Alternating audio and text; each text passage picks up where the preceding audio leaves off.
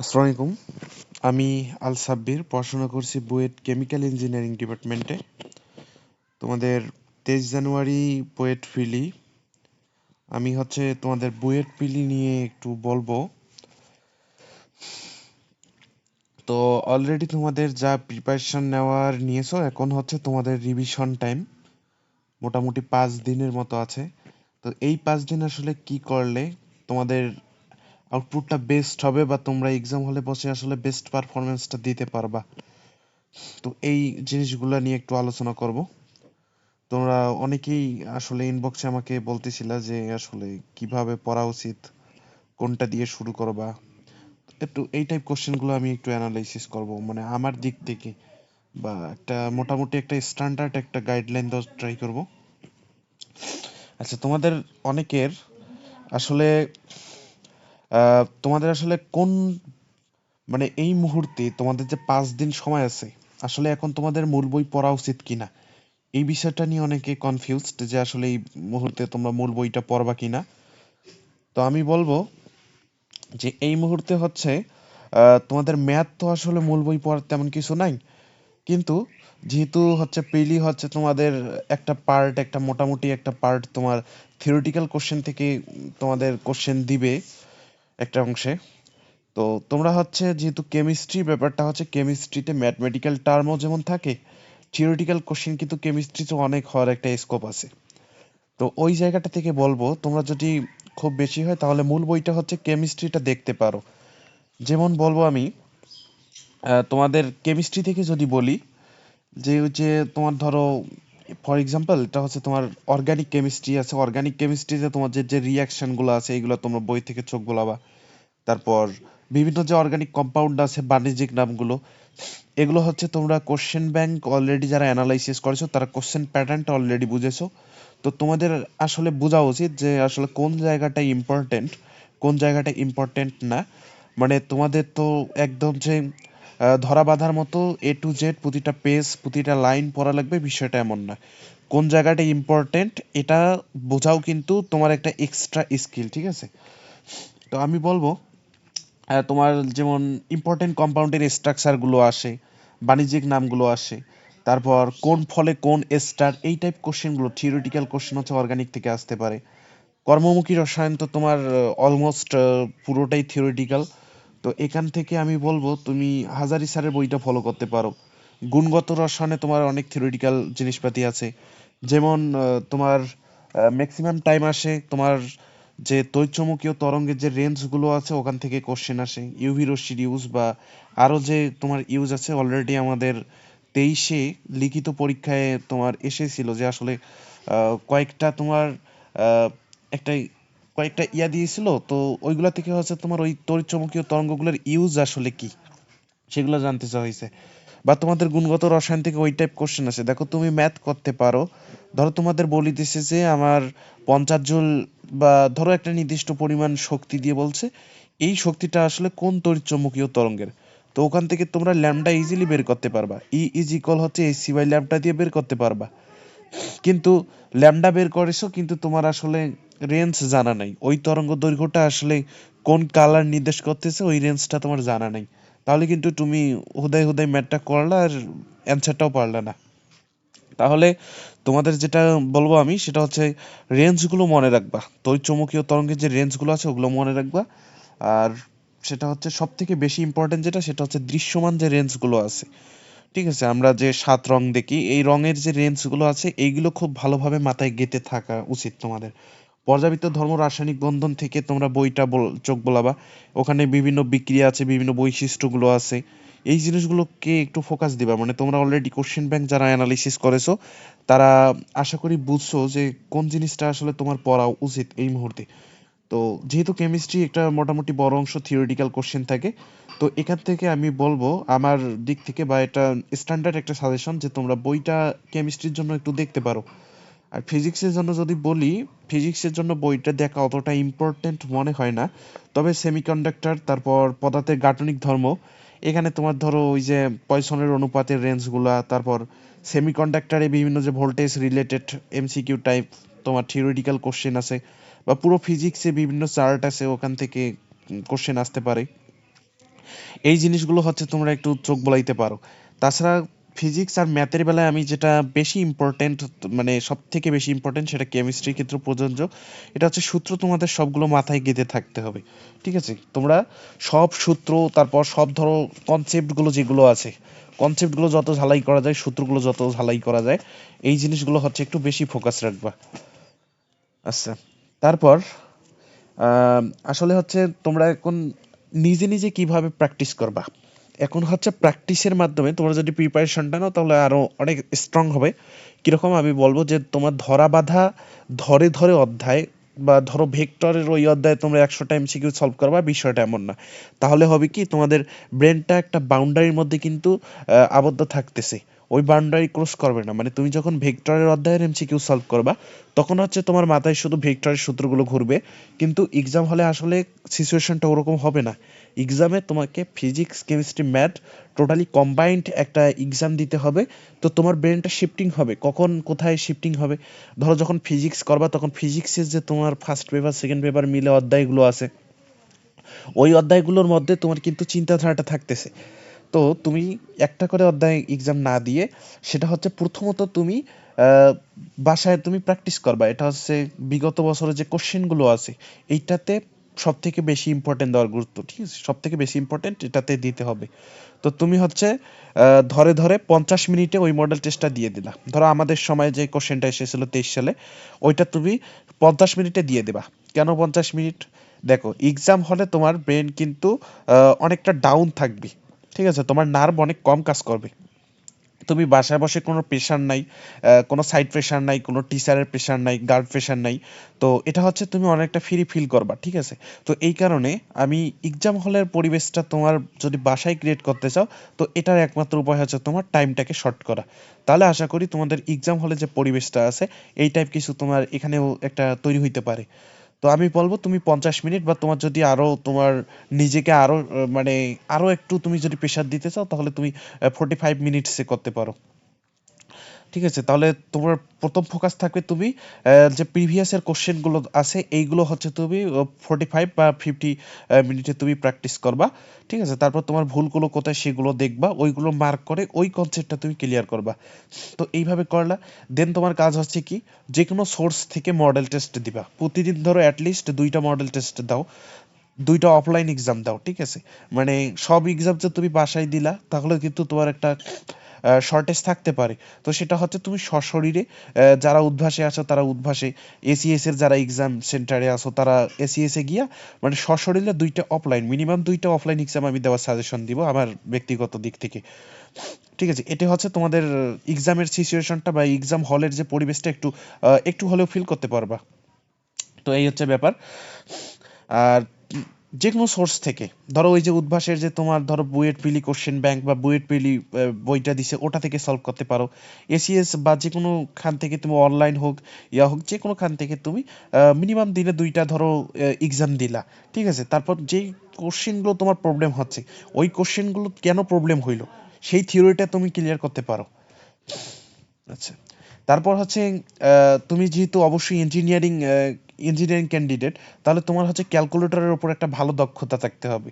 তারপর হচ্ছে ক্যালকুলেশন স্পিডটা তোমার যত হাই থাকবে, তুমি হচ্ছে অন্যদের থেকে তত আগায় থাকবা এক্সাম হলে। ঠিক আছে, এখন যেহেতু তোমার হচ্ছে 60 মিনিটে 100টা এমসিকিউ, তো এটা হচ্ছে 60 মিনিটে 100টা এমসিকিউ, 100টা তো দাগানো লাগবে না। মোটামুটি ধরো কোশ্চেনের প্যাটার্ন অনুযায়ী এটা ভেরি করে। কোশ্চেন হার্ড হলে তোমার কাটমার্ক লো থাকবে, এটা নর্মাল ইস্যু।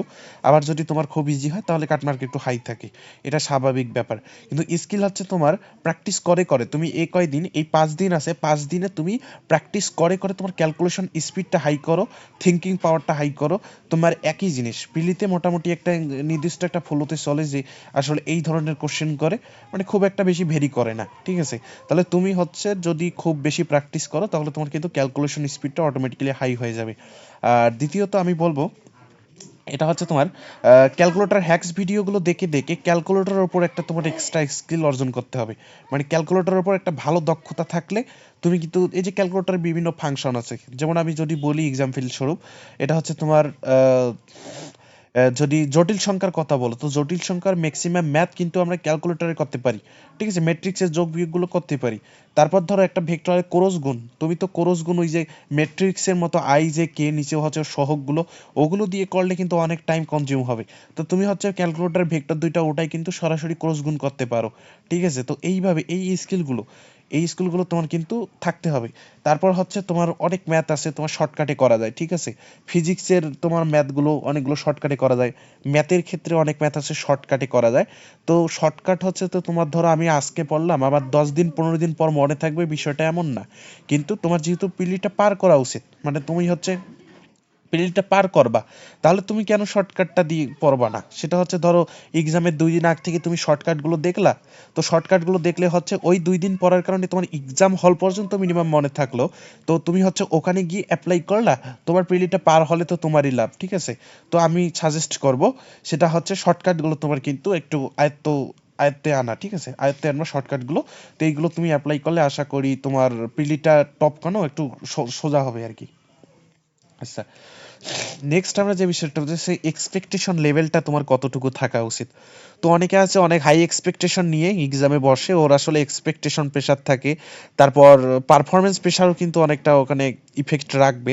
তো এই ধরনের যেটা বিষয় রাখছে, তুমি যতটা কুল থাকতে পারো এক্সাম হলে বসে, তুমি যতটা তোমার ব্রেনকে শান্ত রাখতে পারো, তোমার নার্ভ তত ভালো কাজ করবে।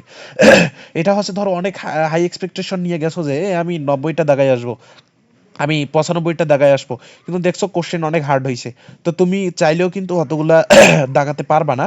তো তখন মনে হবে কি তোমার, আহারে তুমি দাগাচ্ছ ম্যাথ করতেছো, একটা কঠিন ম্যাথ করতেছো, কিন্তু তোমার আসলে এক্সপেকটেশন লেভেল হাই থাকার কারণে তোমার কিন্তু অনেকটা ব্যাড ইফেক্ট পড়বে, মানে ওই ওই মুহূর্তে কিন্তু তোমার পারফরমেন্সে কিন্তু তোমার ব্যাড ইফেক্ট পড়বে।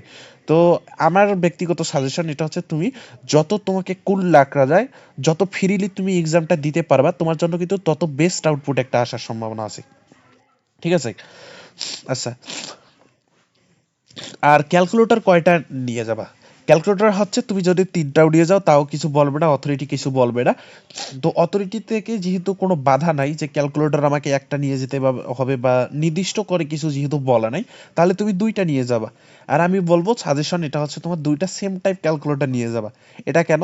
ধরো এক্সাম হলে তুমি এক্সাম দিতেছো, হঠাৎ করে তোমার একটা ক্যালকুলেটর নষ্ট হয়ে গেছে, তো ওই মুহূর্তে তোমার ধরো ক্যালকুলেটর আর যদি না থাকে, তাহলে কিন্তু তোমার একটা বড় একটা ক্ষতি হওয়ার কিন্তু সম্ভাবনা থাকে। এছাড়াও ধরো কথার কথা, তোমার 991 যে ইএক্স ক্যালকুলেটর আছে ওইটা আছে, কিন্তু তোমার ওই একটা নিয়ে গেছে, ওইটা নষ্ট হয়ে গেছে। তো অনেকেই যেহেতু ডাবল ক্যালকুলেটর নিয়ে যাবে, তো আশা করি তোমার আহ, একটা ক্যালকুলেটর তোমাকে স্যারেরা ম্যানেজ করে দিতে পারলো, কিন্তু ধরলাম ওইটা হচ্ছে সিডাব্লিউ, ঠিক আছে? যেটা ম্যানেজ করে দিছে ওর সিডাব্লিউ 991 এক্সট্রা ওখানে আর তোমার এক্সাম হলে নাই। তাহলে কি হবে বলো তো? তুমি হচ্ছে এতদিন প্র্যাকটিস করে গেছো, তোমার ওই ফাংশনগুলো তোমার আয়ত্তে আছে, তো সিডাব্লিউ যখন তোমার হাতে আসবে তখন কিন্তু তোমার পারফরমেন্স একদম ডাউন হবে। ইভেন তুমি একটা ম্যাথ ধরো পারা ম্যাথ একদম পারবা, কিন্তু তুমি ফাংশন না জানার কারণে কিন্তু ম্যাথটা সলভ করতে পারতেছো না। মানে এই যে এই প্রবলেমগুলোর কারণে আমি বলবো, তোমরা হচ্ছে সেম মডেলের 2টা ক্যালকুলেটর নিয়ে যাবা। প্লাস এমনও হইতে পারে যে ধরো কোনো একটা ম্যাথ তোমার 2-3 ধাপে করা লাগে, তো ওই ম্যাথে তোমার হচ্ছে একটা ক্যালকুলেটরও ধরো তোমার কোনো একটা অ্যান্সার বের হইছে, ওইটা দিয়ে আবার তোমার আরেকটা পার্টে, আরেকটা খণ্ডে তোমার ওই ডাটাটা ইউজ করে তুমি কিন্তু ম্যাথটা করতে পারো। তো এক্ষেত্রে তোমার 2টা ক্যালকুলেটর লাগতে পারে, ঠিক আছে? তাছাড়া হচ্ছে এমন অনেকে এমন করে আবার যে ডিগ্রি রেডিয়ান, তারপর রেডিয়ান মুড, আবার তোমার ডিগ্রি মুড, এই যে মুডগুলো আছে এই মুড হচ্ছে তুমি 2টা ক্যালকুলেটরে রাখতে পারো। তোমার ধরো রেডিয়ান মুডে যদি কোনো ম্যাথ করা লাগে তাহলে তুমি ওই ক্যালকুলেটরটা ইউজ করতেছো, ডিগ্রি মুডে কোনো ম্যাথ করা লাগলে ডিগ্রি মুডে, মানে এইভাবে আর কি। তুমি ধরো ওখানে তোমার একটু পারফরমেন্স হাই করার জন্য তোমার এই ছোটখাটো কাজগুলো কিন্তু ইফেক্ট রাখতে পারে, ঠিক আছে? আচ্ছা, এক্সাম টাইমে তোমার আরো কিছু, যদি এক্সাম টাইম নিয়ে যদি আমি কিছু বলি, এটা হচ্ছে তোমার সাবকনসিয়াস মাইন্ডটাকে অ্যাক্টিভেট করা বলতে আমি কি বোঝাচ্ছি এখানে, সেটা হচ্ছে কোশ্চেনটা তোমাদের আমাদের সময় তোমার 7-8 মিনিট আগে কোশ্চেনটা দিয়ে দিয়েছিল। তো বুয়েট প্রিলি কোশ্চেন হচ্ছে নর্মালি তোমার একটু আগে দেয়, এক্সাম শুরু হওয়ার আগেই দেয়। তো তখন বলে যে তোমরা রোল রেজিস্ট্রেশন এইগুলা লিখতে বলে, প্লাস হচ্ছে কোশ্চেনটা দেখতে বলে কোথাও মিসিং আছে কিনা, ঠিক আছে? এক্সাম শুরু হওয়ার পর কিন্তু কোশ্চেনটা চেঞ্জ করা পসিবল না, কারণ তুমি ধরো অলরেডি কিছু কোশ্চেন দাগাই ফেলছো, তো তখন তো আর কোশ্চেনটা তোমার চেঞ্জ করা উচিত হবে না বা ইয়া করবে না। এই কারণে যদি কোশ্চেন কোথাও টাইপিং মিস্টেক বা টাইপিং ইরর এই টাইপ কিছু থাকে, তো তুমি কোশ্চেনটা চেঞ্জ করতে পারবা। এই জন্য হচ্ছে কোশ্চেনটা দেয়, সেটার জন্য মোটামুটি 5 থেকে 7 মিনিট টাইম পাওয়া যায়। তো এই হচ্ছে 5 থেকে 7 মিনিট কিন্তু চোখ বোলানোর জন্য, পুরো কোশ্চেন চোখ বোলানোর জন্য কিন্তু এনাফ টাইম। তো আমি বলবো কি, তুমি ধরো একটা জায়গা হঠাৎ গেছো, ঠিক আছে, একটা জায়গা হঠাৎ গেছো, আর একটা জায়গা হচ্ছে তুমি 2বার গেছো, মানে আগে একবার গেছো, নতুন পরে আরেকবার, তাহলে তুমি ওই জায়গাটা তোমার যেটা পরে গেছো ওটা কিন্তু তোমার খুব ইফেক্ট হবে, মানে তুমি আসলে জায়গাটা তোমার পুরাতন মনে হবে। তারপর সুন্দরভাবে কিন্তু তুমি ফিল করতে পারবা জিনিসগুলো। তো এই হচ্ছে, তুমি হচ্ছে কোশ্চেনটা, পুরো কোশ্চেন সেটটা একবার যদি চোখ বোলাও, তো এটা হচ্ছে তোমার কোশ্চেনটা মাইন্ডে থাকলো। পরে আবার তুমি যখন কোশ্চেনটা সলভ করতেছো তখন কিন্তু তোমার কোশ্চেনগুলো একদম হুট করে নতুন লাগতেছে না। তো এটা হচ্ছে কিন্তু তোমার পজিটিভ পজিটিভ ইফেক্ট রাখবে, এই জিনিসটা হচ্ছে তোমার কিন্তু একটা পজিটিভ ইফেক্ট রাখতে পারে। আচ্ছা, তারপর যেটা হচ্ছে যে তুমি তুমি আসলে ফিজিক্স কেমিস্ট্রি ম্যাথ এই তিনটা হচ্ছে কোনটা দিয়ে শুরু করবা, এই জিনিসটা ইম্পর্টেন্ট যে আসলে তুমি কোনটা দিয়ে শুরু করবা। তো এখন হচ্ছে ভাই আমার ব্যক্তিগত সাজেশন এটা হচ্ছে তোমরা কেমিস্ট্রি দিয়ে শুরু করতে পারো, কারণ কেমিস্ট্রিতে অনেক থিওরিটিক্যাল কোশ্চেন থাকবে। তো এটা হচ্ছে কথার কথা আমি ধরলাম 33টা কোশ্চেনের মধ্যে ধরো 33টা কোশ্চেনের মধ্যে আমি ধরলাম যে 14টা কোশ্চেন তোমার থিওরিটিক্যাল এসেছে। তো এই 14টার মধ্যে যদি 4টা 5টা বাদ যায়, তো 9টা কোশ্চেন থিওরিটিক্যাল তুমি পারবা। তো এই 9টা কোশ্চেনের মধ্যে কথার কথা যে তুমি হচ্ছে 9টা কোশ্চেন 4 মিনিটে দাগায় ফেলছো। তাহলে দেখো ভাই একটা জিনিস, সেটা হচ্ছে তুমি 3-4 মিনিটে যদি 9টা কোশ্চেন দাগায় ফেলো, এটা হচ্ছে তোমার কিন্তু কনফিডেন্স লেভেলটা একটু হলেও গ্রো করবে, ঠিক আছে। তো এই হচ্ছে মানে তুমি হচ্ছে যদি কেমিস্ট্রি দিয়ে শুরু করো, বা এমন হইতে পারে আনএক্সপেক্টেড হইতে পারে যে কেমিস্ট্রি কোশ্চেন এত হার্ড হয়েছে, মানে হাত দেওয়াই যাচ্ছে না, বিষয়টা এরকম, তাহলে তুমি কিন্তু অন্য কিছু দিয়ে শুরু করতে পারো। বা অনেকের ধরো কোনো একটা সাবজেক্টে মানে খুব বেশি ধরো দক্ষতা থাকে, ধরো অলিম্পিয়াডে এক্সপার্ট বা এরকম কিছু, যে ও হচ্ছে ধরো ফিজিক্স একদম পুরো লেভেলের, ঠিক আছে, তো ও হচ্ছে ফিজিক্স দিয়ে শুরু করতে পারে। কিন্তু আমার ব্যক্তিগত সাজেশন, যদি তুমি সবগুলো সাবজেক্টে যদি অ্যাভারেজ হও, তাহলে তোমার উচিত হবে তুমি কেমিস্ট্রি দিয়ে শুরু করা, ঠিক আছে। কেমিস্ট্রিতে তোমার কিন্তু হাই ভোল্টেজ অত ম্যাথ দিবে না, মানে যদি নর্মাল আমি সিচুয়েশনটা চিন্তা করি, মানে আনএক্সপেক্টেড কোশ্চেন হলে সেটা আলাদা ব্যাপার, ঠিক আছে। আচ্ছা, তো এই হচ্ছে স্কিপ ক্রিটিক্যাল কোশ্চেন। এটা হচ্ছে কি, তোমার কোশ্চেনগুলো হচ্ছে স্কিপ করা শিখতে হবে। কোন টাইপ কোশ্চেন, মানে তোমাকে আমি বলবো সেটা হচ্ছে এক্সাম হলে বসে সায়েন্টিস্ট হওয়া যাবে না। তুমি ইন্টার লাইফ সায়েন্টিস্ট হিসেবে ধরো কোনো একটা ম্যাথ ধরো তোমার পারতেছো না, ওই ম্যাথটা নিয়ে খুব ঘাটতেছো, যে এই ম্যাথটা আসলে কেন হইতেছে না আমি দেখবো, এর শেষ পর্যন্ত দেখবো। তো এই জিনিসটা হচ্ছে এক্সাম হলে করা যাবে না। এটা করলে কিন্তু তুমি পিছায় যাবা, ঠিক আছে, এমনকি তোমার চান্সও মিস যেতে পারে। এটা হচ্ছে ওখানে 100টা কোশ্চেন আছে, তো সেটা হচ্ছে মোটামুটি 50 থেকে 70%-এর মধ্যে, 50 থেকে 80%-এর মধ্যে কোশ্চেনের প্যাটার্নের ওপর ভেরি করে তোমার কাটমার্ক, তোমার শিফটিং হয়। তো এই অনুযায়ী বলবো আমি যে তোমার আসলে 100টা কোশ্চেন তো দাগানো লাগবে না, ঠিক আছে। তুমি তুমি ইঞ্জিনিয়ারিং ক্যান্ডিডেট, বাকিরাও ইঞ্জিনিয়ারিং ক্যান্ডিডেট। তো তুমি হচ্ছে একটা ম্যাথ তোমার কাছে খুব কঠিন মনে হচ্ছে, তাহলে ওই ম্যাথটা কিন্তু অন্যদের কাছেও কঠিন মনে হবে। তো ওটা হচ্ছে, যে ওই ম্যাথটা করতে যাবে তাহলে কিন্তু ও মারা খাবে, ঠিক আছে। বিষয়টা এরকম, সেটা হচ্ছে তোমাকে স্কিপ করা শিখতে হবে। তুমি একটা ম্যাথ পারতেছো না, ওই ম্যাথটা তোমাকে স্কিপ করা শিখতে হবে।